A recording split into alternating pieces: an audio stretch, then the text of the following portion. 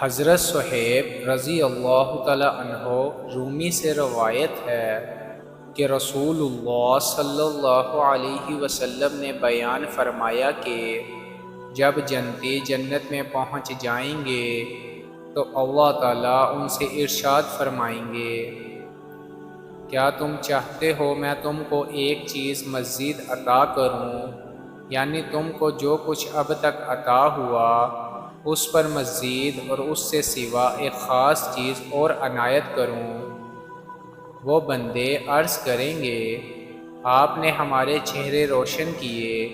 یعنی سرخروئی اور خوب روئی عطا فرمائی اور دوزخ سے بچا کر جنت میں داخل کیا، اب اس کے آگے اور کیا چیز ہو سکتی ہے جس کی ہم خواہش کریں؟ حضور صلی اللہ علیہ وسلم فرماتے ہیں کہ ان بندوں کے اس جواب کے بعد یکا یک حجاب اٹھ جائے گا، یعنی ان کی آنکھوں سے پردہ اٹھ دیا جائے گا، بس وہ روئے حق اور جمال الہی کو بے پردہ دیکھیں گے۔ بس ان کا یہ حال ہوگا اور وہ محسوس کریں گے کہ جو کچھ اب تک انہیں ملا تھا اس سب سے زیادہ محبوب اور پیاری چیز ان کے لیے یہی دیدار کی نعمت ہے۔ یہ بیان فرما کہ آپ نے قرآن کی یہ آیت تلاوت فرمائی، جن لوگوں نے اس دنیا میں اچھی بندگی والی زندگی گزاری ان کے لیے اچھی جگہ ہے، یعنی جنت و معافیہ، اور اس پر مزید ایک نعمت یعنی دیدار حق۔ حق تعالیٰ کا دیدار وہ سب سے بڑی نعمت ہے جس سے اہل جنت کو نوازا جائے گا، اور اللہ تعالیٰ نے جن کو عقل صحیح اور ذوق سلیم عطا کیا ہے وہ اگر خاص اپنے سجدہ سن میں غور کریں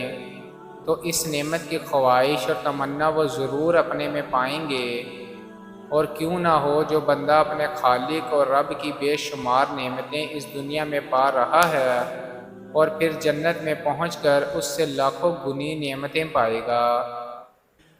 لازماً اس کے دل میں یہ تمنا اور تڑپ پیدا ہوگی کہ کسی طرح میں اپنے اس محسن اور کریم رب کو دیکھ پاتا جس نے مجھے وجود بخشا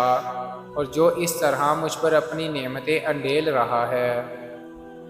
بس اگر اسے کبھی بھی یہ نظارہ نصیب نہ ہو